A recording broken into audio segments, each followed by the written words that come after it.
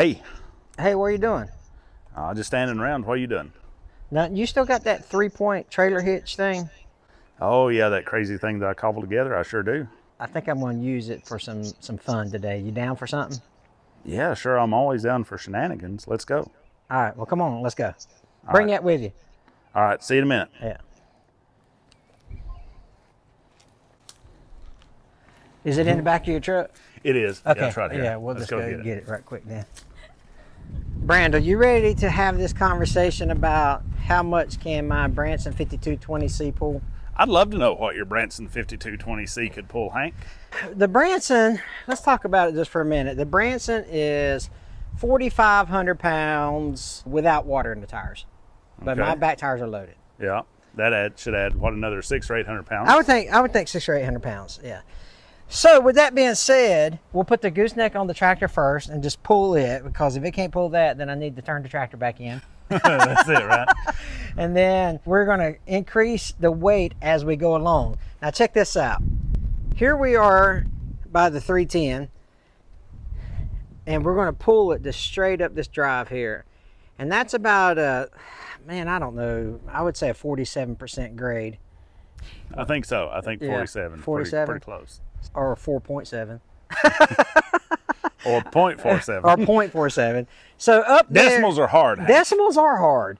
Up there is probably 6 foot higher, maybe 4 foot higher than where I'm standing right now.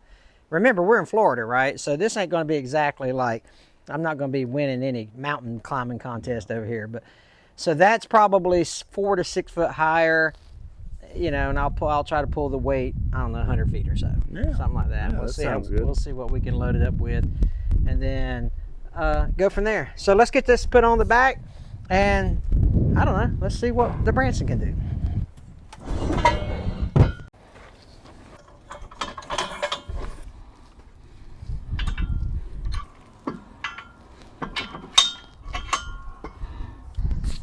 Man, I got grease on me, Hank, How did you get grease on you? from the ball.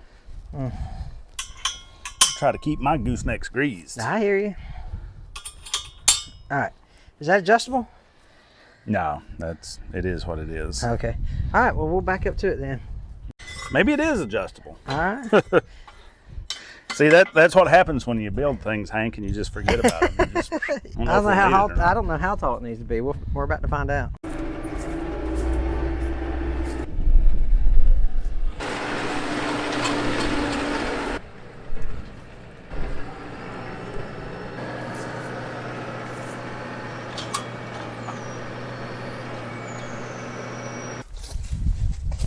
I gotta replace that leg over there. So let's have a quick talk, Randall. Okay, let's talk about the science behind it, if you will. I like science. I like science, actually. It's good to know. It is, you know.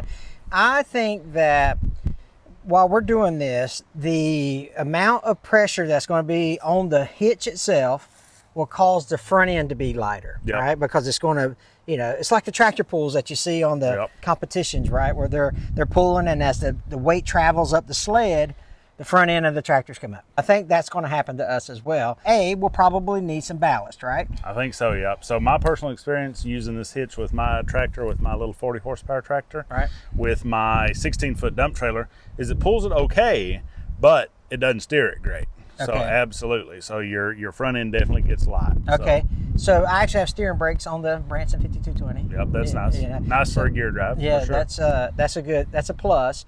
But I think that I can even go get, what I should have done probably was go grab a log or something with my grapple before we hook this thing Yeah, up. that's You know it, what I right. mean?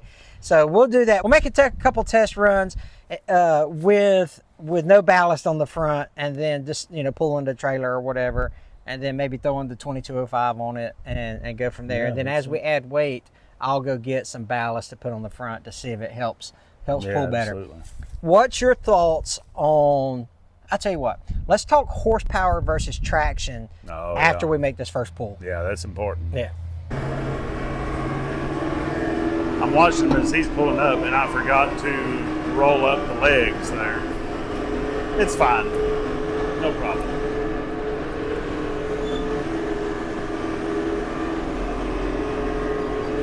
I mean, the tractor doesn't seem to struggle at all with it right now.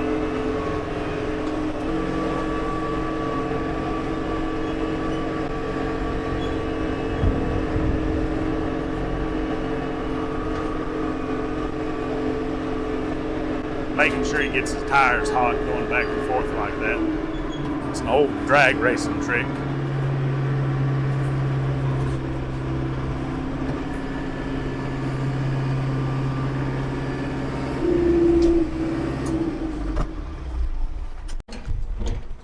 So zero issues pulling. I mean, as soon as I'm pulling around on the flat land here, I can tell that this trailer's. Yeah. Yeah. Nothing We got to put weight on it. You know what I mean?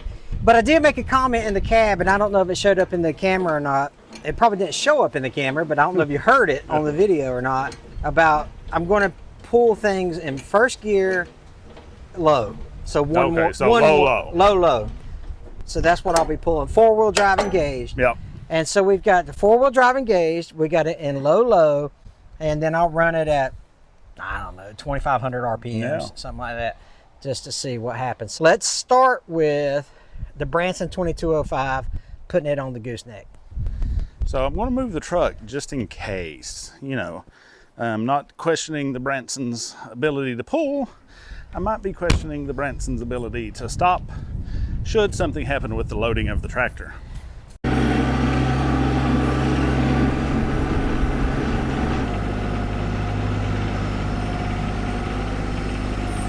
Are you going to fit?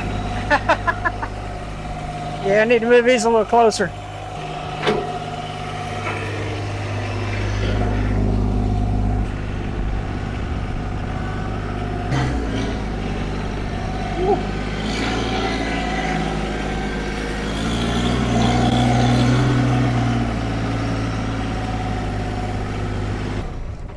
All right. Now, Hank, do we want to talk about proper loading of equipment? Since you're forward of the center line of the axle? Let's talk about chains versus straps.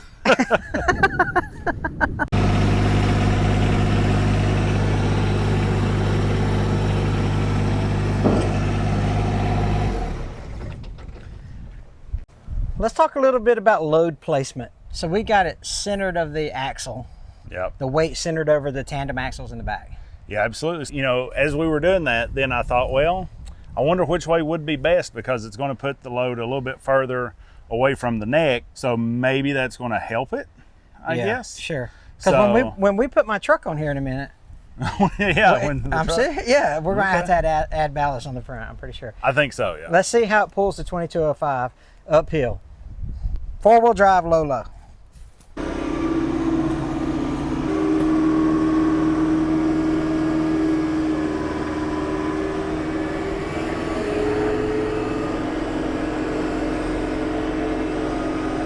So 2,600 RPMs, and it's not straining at all.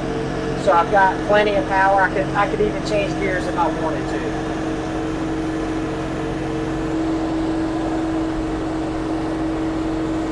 All right, Brandel, there was no, I mean, I didn't even know it was back there. So the 2205, I think I mentioned it's 1,500 pounds. Plus I've got the tires loaded in the back, so probably another 100 pounds, something like that. So 1,500 pounds, 1,550 to be probably the max there. Didn't even know it was back there. But Brandel made an observation. What were you saying? So as you were backing it up, yeah, I noticed that the front of the trailer is up a little bit. Okay. So maybe as we start adding weight, we probably need to drop the hitch down a little bit, so that way the trailer's nice and level, just like you'd be pulling behind your truck. You know? So I think that will help showcase the abilities in the higher weight ranges for sure. All right. So now we got to add some more weight to the trailer. Brandel. Hank. We got a rental car. Hey, look, anything we can do with a rental car, it's going to be awesome. Thumbs up to rental car usage. So if you don't join our lives, you never knew that Gina had a wreck on her other car. So we got this Jeep Trail Compass, and it weighs 3,633 pounds. So double, a little more than double the 2205. So we're going to get it, load it up, and see if the Branson can pull it up the hill. Sounds like a lovely idea.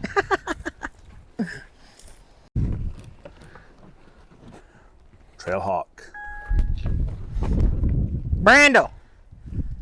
Trail rated. I got to get the keys. But keys. is it gooseneck rated?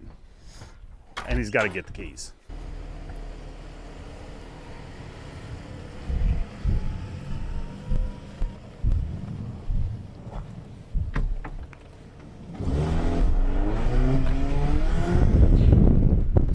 I think he tried to do a burnout. I just had a great idea. What's that? We'll put the car in it. You get in it with the camera for a better shot for the viewer. Okay. And you be in the car. All right. Sounds good. I love it because, you know, I get to fall over then. Shaking hands with danger, dog. That's it.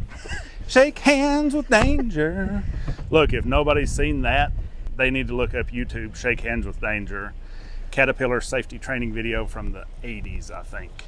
How's my tires look, buddy?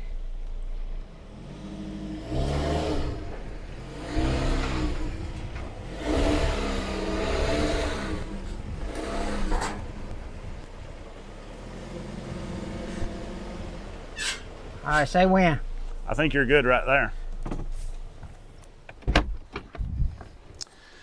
You can see what we were talking about earlier, where that we've got a little bit of the rake here on the trailer, a little bit higher in the nose than what we would like. So we'll go ahead and make sure that the hitch gets dropped down a little bit.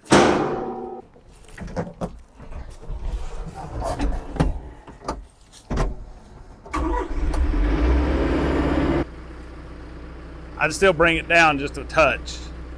That's it. That's it. I think that's about where it needs to be. Ready? Yeah.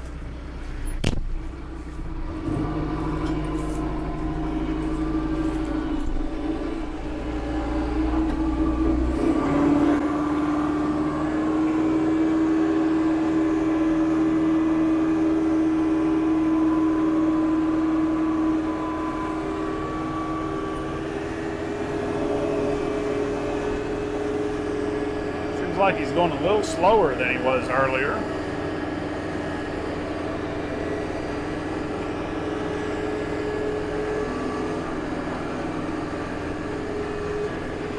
So that is in low range, third gear. No problems whatsoever. I feel like I could get a lot more weight on here.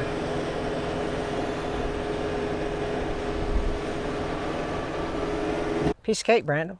Yeah, awesome. I mean, it did really well. I'm amazed. Let's quit playing with the kitty stuff. Yeah, that's it. Yeah. I like it. Let's put the ram on there. Yeah. You know what they say, if you can't dodge it, ram it. So. I've never heard that before. Oh, yeah. Really? Yeah. Yeah, if you can't dodge it, ram it. Yep, that's funny. Okay, hey, so we're going to take this off. We're going to put the ram on there. The ram weighs in roughly 6,500 pounds. Plus 7,500. Well, I guess that probably is diesel versus gas. You know, yeah, six true. 6 to 7. But mine's probably 7,500 pounds because I got a toolbox. Toolbox and all that stuff. And it's got half a tank of gas in it. Let's call it 7,500 pounds plus the weight of the trailer. I didn't even weigh the trailer. Yeah, that's what I was wondering about. What the trailer itself weighs. I mean, that trailer has to weigh 4,000 to 5,000 pounds. I think. Right? I think it says on the side. Let's check the side, so we can see where words and letters used to be. Not so much anymore, huh? Yeah, no, not at all. All right, I'll have to Google it. Yeah, Google probably knows. Yeah, Google knows. So let's take off the compass and add the RAM.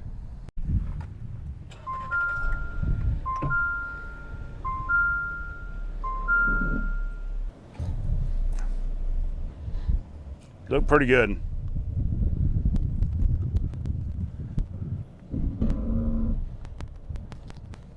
Yeah, you're perfect. Hey, that backup camera really helps a lot when you're coming off that. I didn't even think about that. That's Can't beat technology, right? technology. I think this is going to be the real test.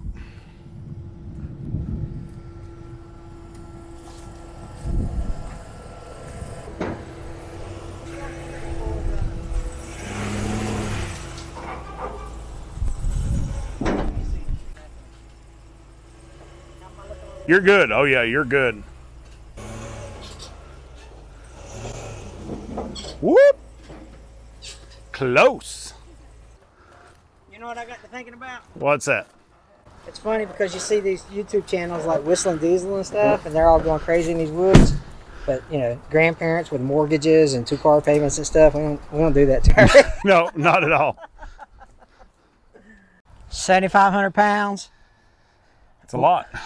Low gear, low, 4-wheel drive. low.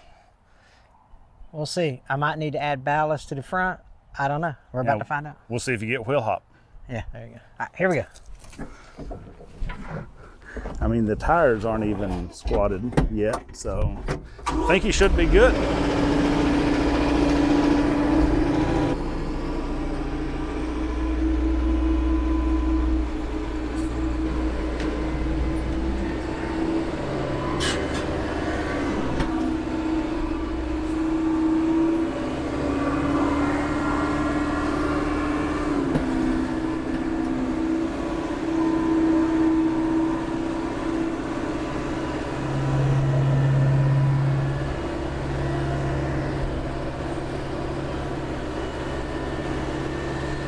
Looks like he's got steering input. Doesn't look like he's having any trouble at all with it. I'm actually in low range third gear.